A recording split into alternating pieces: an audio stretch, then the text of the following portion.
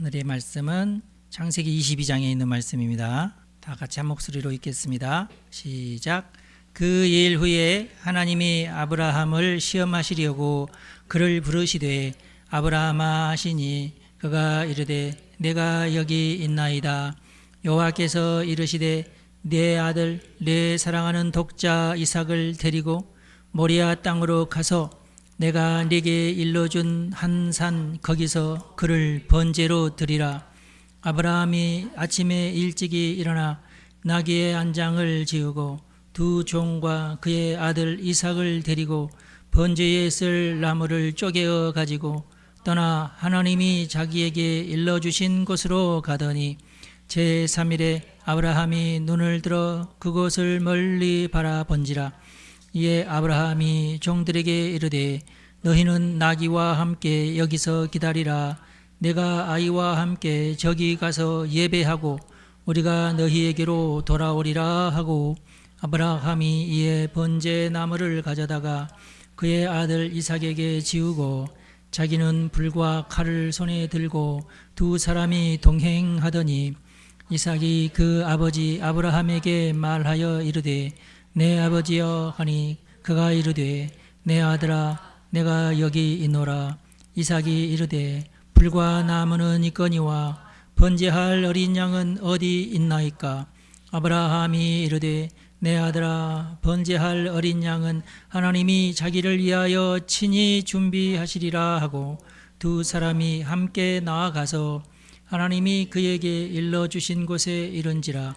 이에 아브라함이 그곳에 제단을 쌓고 나무를 버려놓고 그의 아들 이삭을 결박하여 제단 나무 위에 놓고 손을 내밀어 칼을 잡고 그 아들을 잡으려 하니 여호와의 사자가 하늘에서부터 그를 불러 이르시되 아브라함아 아브라함아 하시는지라.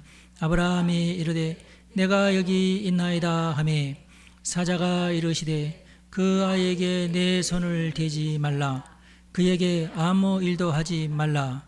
내가 내 아들 내 독자까지도 내게 아끼지 아니하였으니 내가 이제야 네가 하나님을 경외하는 줄을 아노라.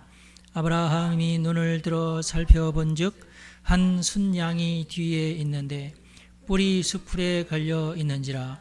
아브라함이 가서 그 순양을 가져다가 아들을 대신하여 번제로 드렸더라. 아브라함이 그 땅 이름을 여호와 이레라 하였으므로 오늘날까지 사람들이 이르기를 여호와의 산에서 준비되리라 하더라. 여호와의 사자가 하늘에서부터 두 번째 아브라함을 불러 이르시되 여호와께서 이르시기를 내가 나를 가리켜 맹세하노니 내가 이같이 행하여 내 아들 내 독자도 아끼지 아니하였은즉 내가 내게 큰 복을 주고 내 씨가 크게 번성하여 하늘의 별과 같고 바닷가의 모래와 같게 하리니 내 씨가 그 대적의 성문을 차지하리라. 또 내 씨로 말미암아 천하 만민이 복을 받으리니 이는 내가 나의 말을 준행하였음이니라 하셨다 하니라. 이에 아브라함이 그의 종들에게로 돌아가서 함께 떠나 브엘세바에 이르러 거기 거주하였더라. 이 일 후에 어떤 사람이 아브라함에게 알리어 이르기를 밀가가 당신의 형제 나홀에게 자녀를 낳았다 하였더라. 그의 맏아들은 우스요 우스의 형제는 부스와 아람의 아버지 그무엘과 게셋과 하소와 빌다스와 이들람과 부드엘이라.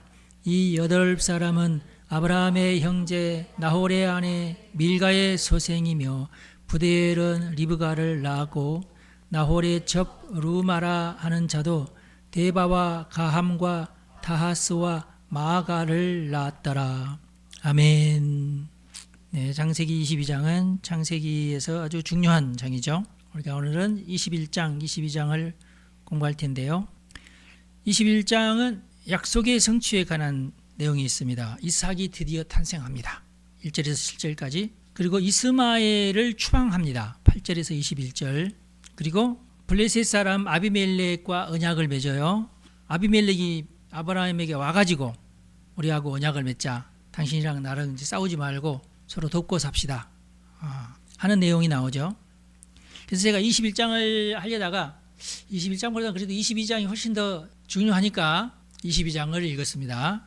22장에는 이삭 번제 시험, 아케다, 결박이라는 뜻입니다. 이삭이 결박당했다 해서 결박이라는 단어가 중요한 단어가 됩니다. 이스라엘 사람들은 그렇습니다.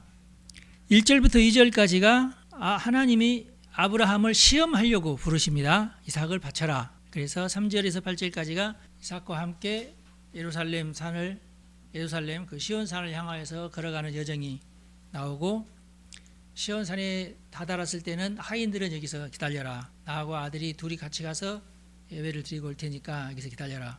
가다가 이제 이삭이 아버지, 불도 있고 칼도 있는데 어린 양이 없습니다. 어떡할까요? 하나님이 다 예배하실 것이다. 그렇게 하고 제단을 쌓고 그 위에다가 나무를 이렇게 얹고, 그러고 나서 가만히 와서 이삭아 팔을 내놔라. 예, 묶었어요. 거기 앉아라. 예, 앉았어요. 다리를 묶었어요. 이삭이 아무 말도 안 해요. 아브라함도 아무 말도 안 해요. 이삭을 그대로 들어가지고 한 17살, 18살 먹은 아이들입니다. 그래가지고 제단 위에 나무 위에다 다 얹히고, 아버지 나를 죽이시려고요? 하지도 않고, 워낙에 아버지가 너무 근엄하게 일을 진행하니까 오늘은 내가 제물인가 보다. 저 같았으면 드디어 우리 아버지가 노망에 걸렸구나. 여러분들 그렇게 생각하실 수 있죠, 그죠? 안 되겠구나 이러다가 살이 난다. 칼을 빼가지고 이제 찌르려고 하니 다급하게 하나님 부르요. 아브라함아, 내 아들을 죽이지 마라. 손대지 마라. 내가 너를 시험하려고 한 것이지 내가 너의 진심을 이제야 내가 알게 되었다. 이미 전에 알고 계셨지 모르셨겠어요? 말씀을 그렇게 하시는 거죠. 근데 보니까 양 한 마리가, 순양 한 마리가 가시덤불에 그 뿔이 이렇게 감기는 바람에 꼼짝도 없이 사람이 오니까 조용히 이렇게 숨어 있었는데, 하나님이 예비하신 양이죠. 아브라함이 미리 알고 있었나 봐요. 하나님이 예비하실 거다. 나는 찌르는 신용만 해야지. 그랬을지 모르지만은 안 그랬으면 어떡할 거냐고. 그래서 그 양으로 제사를 드렸다. 그런 내용이죠. 그리고 이제 맨 마지막에는 리브가를 데리고 와야 되니까 아브라함 그 본토 고향에 있는 형제들이 이러이러하니 애를 낳고 그렇게 했다. 그런 내용들이 쭉 나오죠. 21장은 언약의 신실성, 이건 뭐냐면 드디어 하나님께서 언약을 실행하셨다. 신실하신 하나님께서 아들을 주심하고 했으니까 정말로 아들을 주셨다. 그 얘기입니다. 하나님의 언약의 신실하심. 1절에는 하나님께서 사라를 돌아보셨다. 파카드라는 단어인데 돌보시고 기억하셨다는 뜻입니다. 그래서 하나님께서 약속을 이행하셔서 임신할 수 없는 처지인데도 불구하고 임신하게끔 기적을 베풀어 주셨습니다. 도전하실 분 도전하시기 바랍니다. 약속을 받으신 분, 약속 안 받았으면 할 수 없어요. 약속 받으신 분 없는 것 같아요. 약간 역사적으로 나도 하나님의 약속을 받았다고 하고 주장한 사람 몇 명 있긴 있었어요. 근데 다 해프닝으로 끝났고, 딱 한 번 하나님께서 사라에게 그렇게 약속을 하셨고, 일부러 그 아이를 낳을 수 없는 지경까지 가도록 하나님께서 기다리셨다가 아이를 낳을 수 없다는 것을 확인하고 아이를 주신 겁니다. 그러니까 그 전에도 얼마든지 아이를 낳을 수 없었는데도 불구하고 몇십 년을 더 기다려가지고 완전히 아무도 상상도 못하고 믿지도 않고 있을 때 하나님께서 약속을 이행을 하신 겁니다. 그래서 이삭의 출생은 생물학적 기적 이전에 언약의 사건이에요.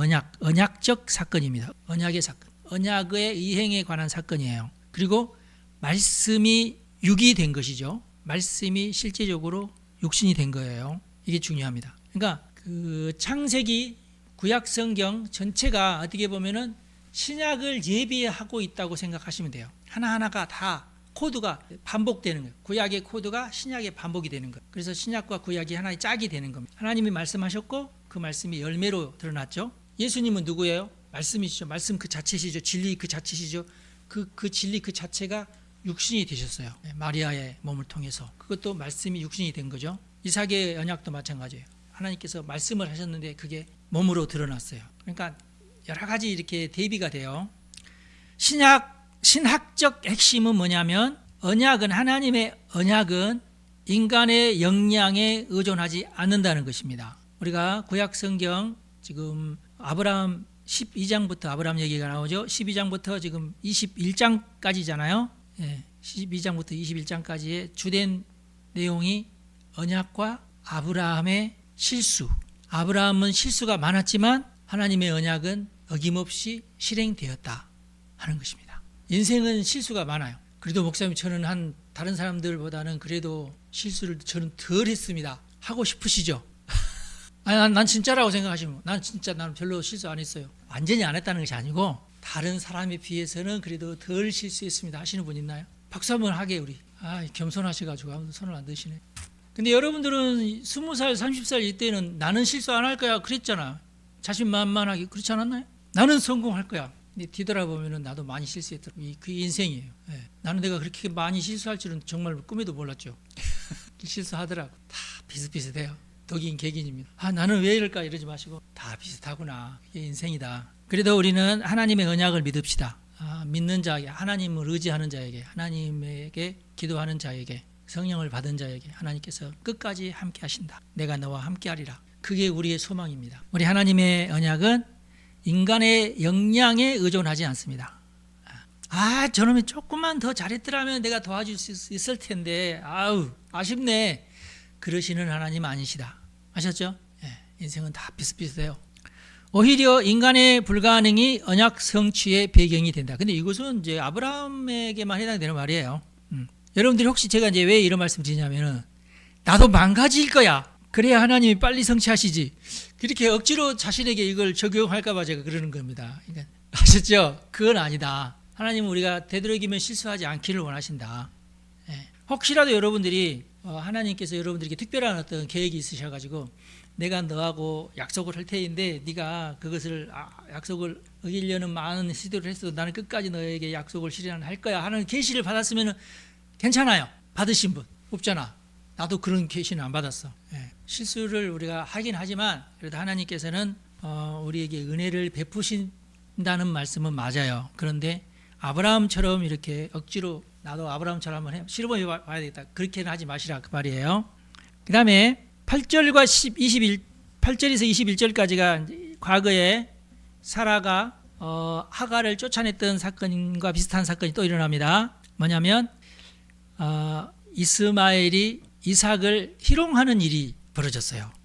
이게 성경을 이제 두 가지로 해석할 수 있는데 정말로 이스마엘이 이삭을 조금 어린 놈 내가 장자가 될 뻔했는데 저놈 때문에 내가 장자가 아니네 이런 마음이 있어서 악한 마음을 가지고 이삭을 괴롭혔는지 아니면 그냥 형제라서 형 동생이 같이 막 놀면서 근데 사라가 볼 때는 저놈이 하면서 그 오해를 했는지는 모르겠어요. 근데 뭐 두 추측이 다 그럴싸한 추측이잖아요. 근데 이제 사라가 좀 까칠하긴 해, 그지? 성격이 좀 까칠하긴 한데 그래도 그렇다고 해도 우리가 사라의 그런 심정을 이해 못할 정도는 아니죠. 저는 도저히 그 이해 못합니다 하신 분 있나요? 내가 낳은 아이인데 초비 낳은 아들이 뭔가 장난을 쳐. 좋게 안 보이지.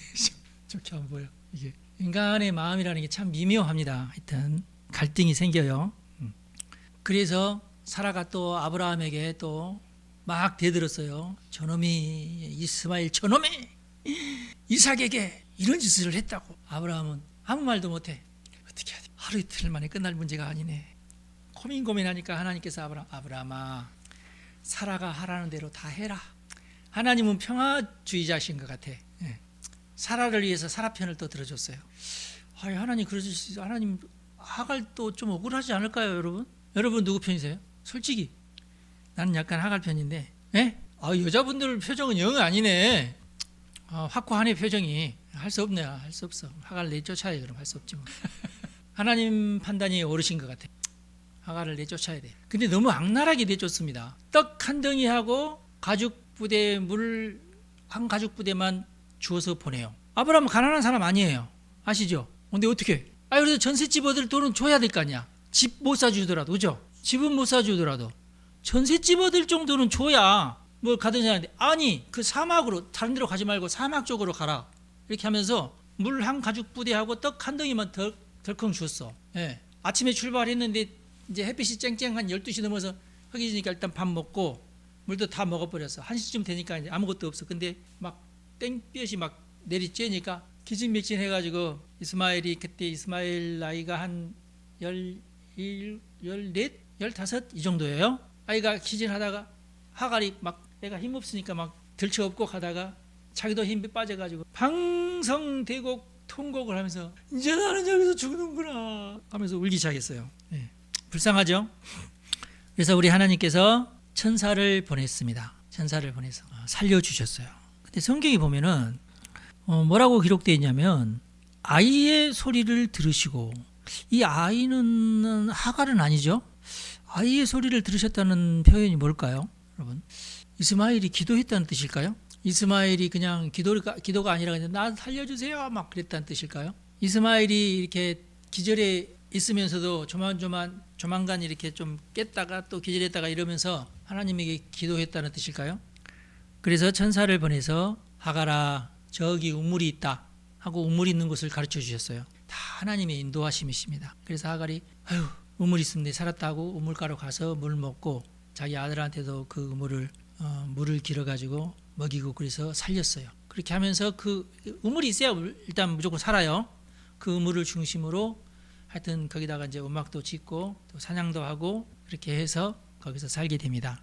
그러니까 이제 한나절 정도 가는 길이니까 여기서 만약에 한나절 걸어간다면은 서울역까지 갈 수 있을라나? 서울역보다는 더 갈라나? 종로까지. 최 장로님 여기서 걸어가시면은 아침 일찍 걸어가시면은 여기서 장로님 때까지 점심 때 닿죠. 예, 그러니까 한 그 정도 거리. 사막이라 뭐 거침없이 걸어가니까 하여튼 그 정도 거리. 꽤 그래도 많이 떨어진 거예요. 작정하고 가면은 빨리 가겠지만은 하여튼 그 거리에서 눈에 보이지 않는 그런 거리에서 하여튼 장막을 짓고 살았다 그렇게 보면 될 거고, 이스마엘은 그 뒤로 활 쏘는 자가 되었다. 사냥하는 활을 잘 쏘는 그런 기술을 익혀가지고 사냥하면서 같이 살았다 이제 그런 뜻입니다. 자, 여러분들이 이제 오해하기 쉬운데 야 어떻게 물 한 가죽 부대만 들려서 보내냐, 여러 가지 해석이 있습니다. 첫 번째 해석은 재산을 나누는 것이 당시에는 가문을 잇게 된다는 암묵적인 의미를 가지고 있었다고 그래요.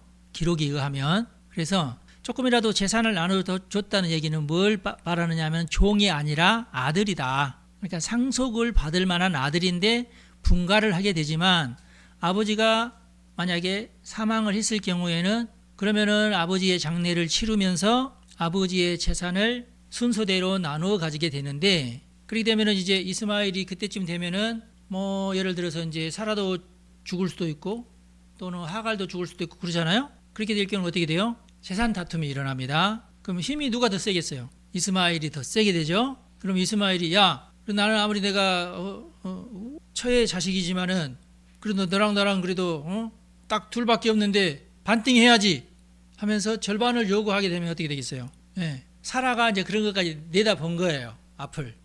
너도 이 집의 어떤 아들이다 하는 것을 인정하는 것이 되는 거예요. 재산을 나누는 것은. 그래서 매몰차지만 가죽 한 부대 물과 떡만 줬다는 얘기는 그냥 네가 이사를 갈 정도의 양만 가지고 가라. 네, 아무것도 주지 않겠다는 어떤 의미가 되니까 너는 이 집안 식구는 아니야 라는 의미가 되는 거죠. 그럼 왜 그럴까요? 네, 사라로서는 이삭을 보호하고 싶은 마음이 너무 간절했기 때문에 그랬을 것이다. 만약 유고가 나서 아버지도 없고 엄마도 없고 막 그랬을 경우에 이삭에게 남은 것은 재산이 남아서 그를 지켜야 된다 이런 생각. 투표 한번 할까요? 사라가 잘못했다. 아니다. 나가 사라여도 그렇게 했다. 사라 편 되세요. 사라 편. 손 내리세요. 아들이 있거나 이런 사람들은 전부 사라 편이. 사라도 이제 보통 여인이 그냥 보통 여인. 그런데 아브라함은 두 번째 해석입니다. 이것은 이제 제 해석입니다. 아브라함이 일부러 떡 2덩이 10덩이 뭐 이렇게 지고 갈 수도 없지 뭐. 하여튼 딱 한 덩어리 물 한 가죽 부대만 줘서 보낸 이유는 멀리 가지 말아라. 일 것이다. 멀리 가지 말아라. 문제 있으면 네가 와서 이삭을 도와야지. 아버지의 치밀한 계획이었을 것이다. 자, 방금 전에 이제 사라의 어떤 그 근심 걱정 때문에 사라로서는 어떻게든지 아들 지위를 빼앗기 위해서 가죽 부대 하나와 물로 가죽 부대 하나와 떡 한 덩이를 줘서 보냈다는 것이 보통 신학자들의 해석이고, 두 번째 해석은 아브라함이 일부러 멀리 가지 말아라는 의도로 그렇게 야박하게 줘서 보냈다. 자, 그럼 1번 해석과 2번 해석을 놓고 또 뭐가 옳을까요? 2번이라고 해주셔야지 내가 그렇게 해석을 했다고 하는데 정답이 2번인데 왜 그렇게 아니 지금 누구한테 성경 공부 받는 거예요 지금? 아유 목사님 해도 너무하지. 그래도 유명한 신학자들이 다 그렇게 해석했으면 그렇게 따라가야지 왜 그러는 거. 농담이고요. 그래서 내가 어쩔 수 없이 AI한테 물어봤어요. 나는 이렇게 해석을 하고 신학자들이 이렇게 해석을 한다는데 뭐가 옳으냐 그랬더니 신박한 해석이라고 생각해 보니까 참 어떤 그 일리가 있는 말이라고. 진리가 아니라 일리가 있다고. 그러면서 내가 묻지 않는 말을 막 하는 거예요. 무슨 말을 하냐면은 나중에 아브라함이 죽었을 때에 이스마엘이 같이 와서 장사 지냈다는 말도 있습니다. 성경에. 나는 잊어버리고 있었는데 나는 그 읽긴 읽었어도 슬렁슬렁 읽었는데 얘 똑똑해요. 나는 상상도 못하는 아브라함이 죽었을 때 이스마엘도 같이 와서 장사를 이렇게 도왔습니다. 왠지 내 해석이 더 좀 가슴에 와닿지 않으세요? 그래서 아브라함의 의도대로 이삭과 이스마엘은 이복 형제지만 하여튼 그래도 다른 형제가 아닌 사람보다는 가깝다는 의식을 갖고 있었지 않았겠나 하는 생각입니다. 물론 이제 그 후손들은 서로 싸워요. 그렇지만은 두 사람만큼은 형제니까 같이 잘 지냈을 것이다 하는 것을 우리가 상상은 할 수 있죠. 그 다음에 21장 마지막 부분이 아비멜렉과의 언약인데요. 22절에서 34절까지의 말씀인데 아비멜렉이라고 하는 블레셋 추장이죠. 그러니까 추장 이름이에요. 성경의 창세기에는 아비멜렉이라는 말이 많이 나와요. 근데 이제 이게 아비멜렉이 사람 이름이냐 아니면 당시에 그 족장이면 무조건 아비멜렉이냐라고 했을 때는 신학자들은 족장의 어떤 명칭이다. 추장의 이름이다. 예를 들어서 그 아버지가 아비멜렉이었으면은 추장인데 아비멜렉이었으면은 그 추장의 자리를 자기 큰아들한테 물려주면은 그 큰아들이 나중에 또 아비멜렉으로 불린다. 그리고 그 또 손자가 또 이제 추장이 되면은 그 손자를 또 아비멜렉이라고 한다. 라는 것이 신학자들의 이론이에요. 그래서 성경에 나오는 아비멜렉이 여러 명이 아니라 어떤 그 한 사람일 것 같지는 않고 아버지 아비멜렉, 아들 아비멜렉 이런 식으로 아마 해석하면 좋을 것 같다. 그런데 이 사람들이 아브라함이 복을 받는 것을 보고 저 아브라함은 우리가 함부로 하지 말자. 저 사람하고는 우리가 친하게 지내는 것이 좋겠다. 그러면서 우리도 화친을 맺어서 우리가 당신을 괴롭히지 않을 테니까 당신들도 우리를 괴롭히지 말아주세요 하고 어떤 화친을 맺었다 하는 말이 나옵니다. 신앙은 외교적으로 신뢰를 창출합니다. 안 그럴 수도 있는데 아비멜렉 가정이 상당히 좀 선한 족속인 것 같아요. 그리고 그 사람들이 이렇게 서로 언약을 맺자고 하는 이유가 뭐냐면 하나님이 당신이 하시는 모든 일에 함께 계시는 것을 우리가 보았다. 그래서 우리는 당신과 화친을 맺고 싶습니다. 라고 말씀하고 있죠.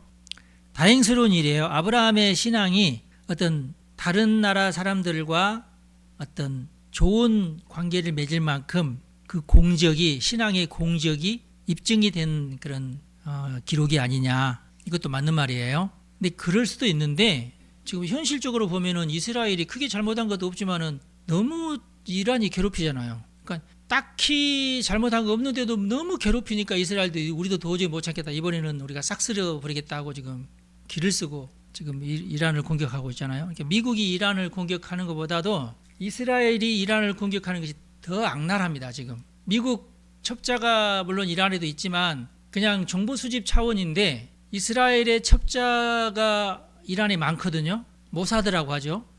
우리나라에도 북한으로 보내는 첩자가 있고 북한에서도 우리나라로 오는 첩자가 있겠죠. 간첩이 있겠죠. 있는데 우리나라 사람들은 들키면 다 죽으니까 조용히 이렇게 정보만 수집해서 이제 본국으로 보내고 그런 상황인데 이스라엘은 너무 치밀하게 교묘하게 이것을 첩보 활동을 하기 때문에 지금 모사드가 유명합니다. 그래서 이스라엘의 간첩들을 모사드라고 그러거든요. 이 모사드가 이번에 그 중요한 군대 중요한 그 수뇌부들은 거의 다 죽였어요. 첫 번째 하메네이가 죽인 것도 몇 시간 전에 그럴 어떤 계획이 없었는데 몇 시간 전에 모사드가 어디에 있는 무슨 건물에 지금 다 모였다 그러니까 그래 그러면서 탁 사가지고 다 죽였잖아요. 지금 이걸 계속 유지해 나갑니다. 지금 혁명 수비대도 이제 몇 개로 갈라져 가지고 자기들끼리 서로 이제 다투고 있거든요. 왜냐하면 제일 위에 수장이 없으니까. 예를 들어서 부하가 10명이면 10명이 다 그럼 내가 대장해야지 그럴 거 아니겠어요. 그래서 서로 이쪽에서는 우리는 호르무즈 공격 안 하겠습니다. 근데 나는 공격할 건데 하면서 하고 막 그런 상황이에요 지금. 어쩔 수 없이 지금 결정권자가 누군지를 또 파악해가지고 걔네들 또 다 죽여야 돼요. 나는 결정권자 안 하겠습니다 하고 다 포기할 때까지 제가 볼 때는 시간이 꽤 걸릴 것 같다 하는 생각입니다. 자, 오늘 읽은 말씀은 이삭의 번제 시험. 네 아들, 네 사랑하는 독자 이삭을 번제로 바쳐라. 네 아들을 번제로 바쳐라. 두 번째는 너의 사랑하는 아들을 번제로 바쳐라.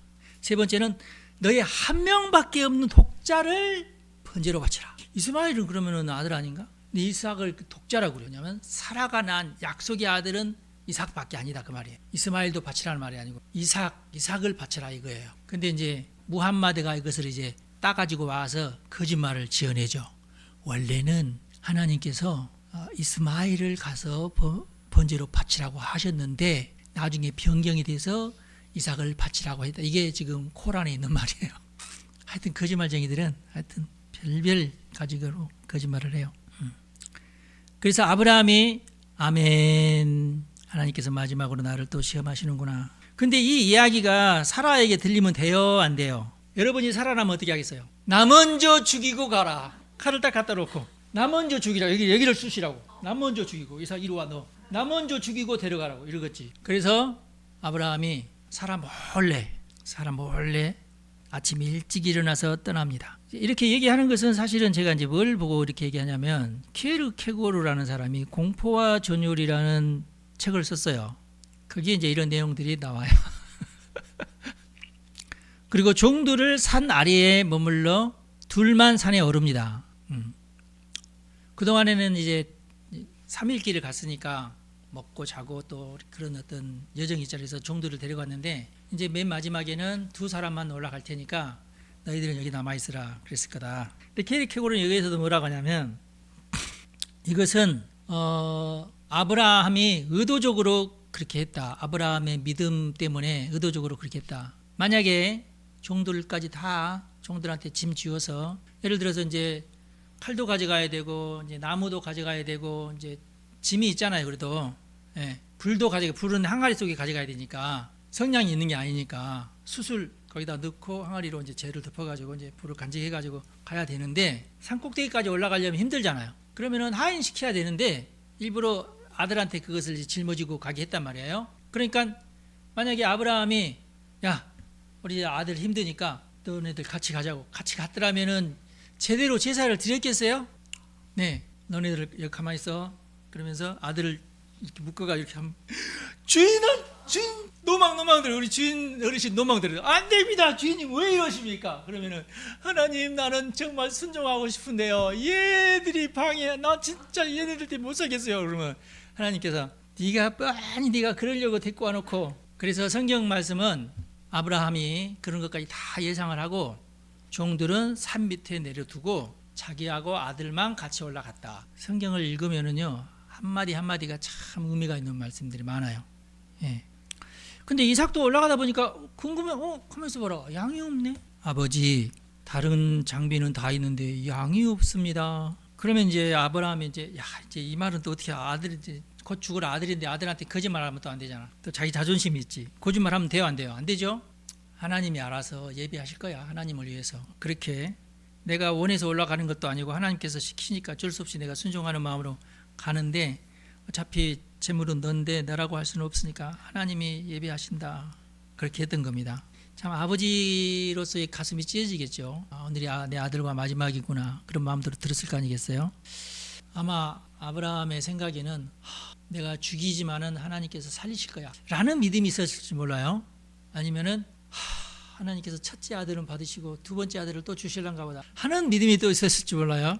안 믿으시네요 여러분. 하나님 전능하신 분인데 뭐 그렇잖아요. 더 놀라운 것은 이삭을 결방해서 제단 위에 놓아도 이삭이 반항하지 않았다는 것이 참 놀라운 일이죠.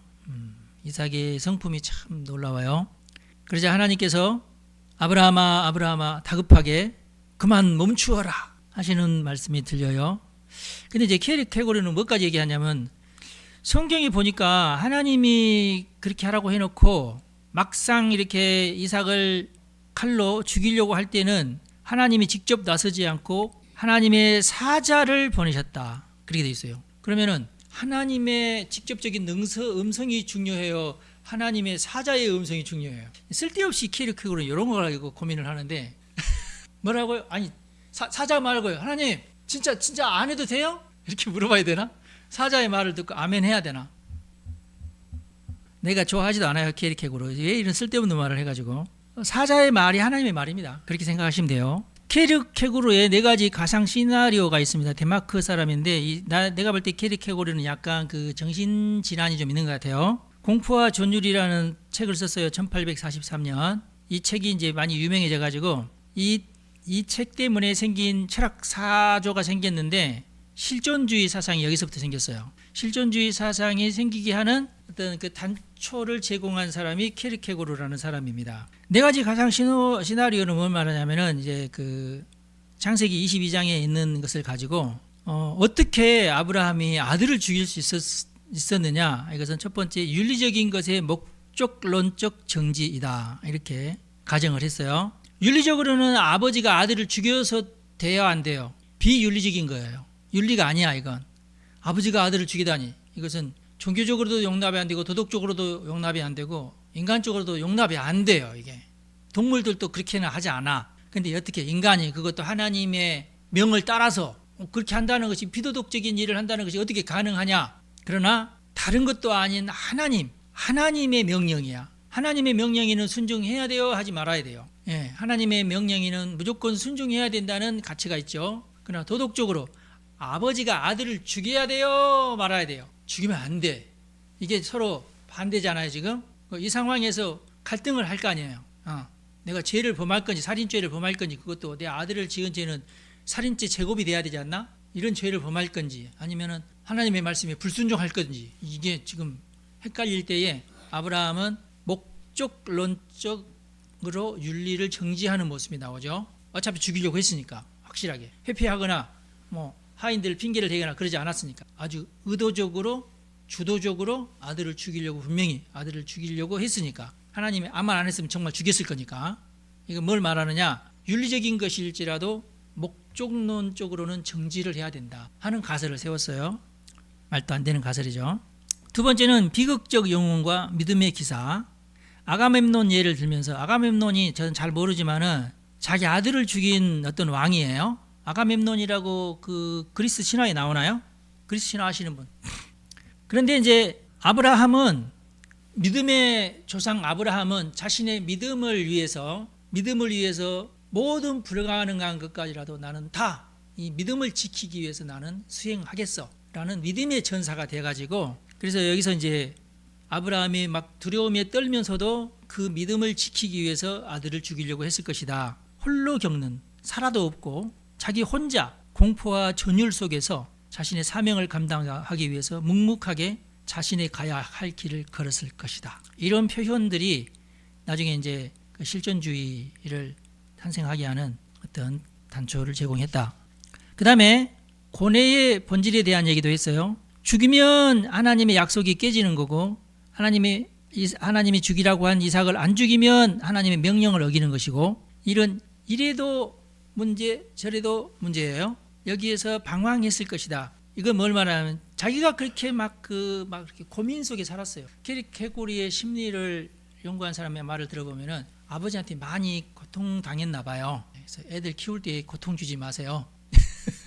따뜻하게 대하시면서 그 심성이 막 찢어지게끔 하지 말고. 원래 키르케고르가 약혼녀가 있었대요. 약혼녀가 있었는데 파혼을 지가 합니다. 그러니까 왜 파혼을 하느냐 하면 그 자신의 심성이 좀 건강하지가 않아요. 그래서 나 때문에 저 아가씨가 고통당할 것이다. 쓸데없는 어떤 걱정이거든요. 그렇잖아요. 그 아가씨 때문에 자기 병이 나을지도 모르잖아. 희망적으로 보지 못하고 비극적으로만 자신의 인생을 막 바라봐요. 성격이죠. 그러니까 그런 성격을 누가 제공했어요? 아버지가 제공을 한 거죠. 키르케고르 아버지가. 키르케고르 아버지는 굉장히 엘리트이시면서 그 좀 뭐랄까 지성적이신 분이셨는데, 키르케고르는 우리가 보시다시피 별로 안 지성적인, 덜 지성적인 사람이었나 봐요. 그렇지만은 자기 아버지가 너무 지성적이신 분이라서 아버지의 어떤 꽁문이라도 따라갈 수 없는 자신의 모습을 비관하고 이런 식의 어떤 글을 썼지 않았나 싶어요. 마지막은 더 좋지 않는, 이건 자기 자신을 쓴 얘기 같은데, 절망에 빠진 이삭, 절망에 빠진 케르케고르, 이렇게 생각하면 될 것 같아요. 자기 이야기야. 그러니까 아버지의 두려움을 발견한 이삭. 그러니까 이게 이제 가정인데 케르케고르의 말을 들자면은, 아브라함이 칼을 들고 딱 내리치려고 하는데 이삭이 딱 아버지를 봤더니 하면서 아버지를 보는데 아버지의 눈빛이 팍 흔들리는 거야. 눈동자가. 아버지 두려워가지고 야다가 끝내는 못 죽이더라는 거죠. 우리 아버지도 믿음의 조상, 믿음하면은 최고의 어떤 둘째가라면 서러워할 그런 믿음의 소유자이면서도 불구하고 아들을 죽이려고 할 때는 눈빛이 흔들리는구나. 이런 걸 보면서 자신의 아버지에 대한 어떤 정체성이 흔들립니다. 창세기 22장 전체가 어떻게 보면 믿음의 조상 아브라함이라는 정체성을 세우기 위한 어떤 서사인데, 그리고 하나님 자신의 마스터 플랜을 아브라함을 통해서 구약 성경에 새겨 놓도록 하기 위해서 창세기 22장이 기록됐는데 결국은 실패했다. 그런 모습을 보면서 나중에 이삭은 우리 아버지는 실패한 아버지야, 이렇게 하면서 절망과 고뇌에 빠지게 되었다. 이게 내가 볼 때 사부는 완전히 자기 이야기야. 여러분은 이런 이상한 해석에 빠져들지 마시고, 그러나 이런 해석도 있었다 라는 뜻인데, 정확한 해석은 뭐냐면 신약의 예수님의 십자가 사건과 연결해야 구약 창세기 22장 말씀이 해석이 됩니다. 여기서 아버지는 하나님이시고 여기서 이삭은 예수님이시고, 예수님 이삭이 번제단에 올라가서 제물이 되는 것은 예수님의 십자가 사건이고, 그렇죠? 그러나 이삭 대신 누가 죽어요? 어린 양이 그 옆에 있다가 죽임을 당하죠. 결국은 대속적인 죽음이라는 거. 이런 내용이 그대로 창세기 22장에 있는 내용이 그대로 신약성경 예수님의 십자가 사건으로 드러나는 어떤 계시적인 사건이죠. 그것을 위해서 하나님은 아브라함에게 그런 명령을 했고, 그게 그 사건이 가능하려면 무조건 뭐가 있어야 돼요? 아브라함이 하나님에 대한 철저한 믿음이 있어야 돼요. 신뢰. 그래서 하나님께서 아브라함의 믿음, 그 신뢰를 위해서 너무 오랜 세월을 기다리면서 이삭을 낳게 하고, 이삭도 기적적으로 낳게 함을 통해서 아브라함의 없던 믿음을 막 이렇게 끌어올리시는 하나님이셨다. 이게 다 하나님의 의도적인 작품이셨다 하는 것을 우리가 깨닫게 돼요. 왜 그렇게 유명한 케르케고르가 그런 것을 간파하지 못하고 이렇게 창세기 22장을 자기만을 위한 어떤 서사로 이렇게 풀었는지는 참 아이러니고, 이런 책이 어떻게 또 많은 사람들이 또 영향을 주어가지고 실존신학까지 이렇게 튀어나오게 됐는지는 정말 아이러니입니다. 세상이 이렇습니다. 그래서 여러분들은 케르케고르 하면은 훌륭한 철학자 그런 생각 완전히 지워버리시고, 철학도 아니고 뭣도 아니고 아주 그냥 정신병적인 어떤 자기 나름대로의 어떤 자기 신세 한탄에 불과한 것이 철학자들의 어떤 이론이다, 주장이다, 이렇게 생각하시면 될 것 같아요. 제가 이제 이 책을 이제 대학생 때 읽었는데, 처음에 읽을 때는 뭐죠? 약간 어떤 호기심? 아브라함에 대해서 이렇게 생각하는 사람도 있구나 하면서 막 읽어 내려갔는데, 결론은 별로 좋지 않은 경험이 됐어요. 그러니까 여러분들, 그냥 성경에서 말하는 것이 진리이고, 그 성경에서 말하는 것이 가장 큰 감동이 돼요. 오늘은 여기까지 하겠습니다. 22장까지. 다음 주에는 23장부터 하겠습니다. 기도하겠습니다. 하나님 아버지, 우리 성도들을 축복합니다. 오늘도 우리가 창세기 말씀을 가지고 하나님의 말씀을 공부하게 하시니 참으로 감사합니다. 하늘 문을 여시고 신령한 은혜를 우리에게 부어주시고, 하나님의 말씀이 우리 영혼의 양식이 되게 하여 주시고, 그 말씀 따라서 우리도 한 걸음 한 걸음 하나님께 더 가까이 나아가는 우리 성도들이 되게 하여 주옵소서. 우리 성도들의 가정과 자녀들을 축복하오니 하늘의 복으로 땅의 복으로 충만케 채워 주옵소서. 우리 주 예수님의 이름으로 기도합니다. 아멘.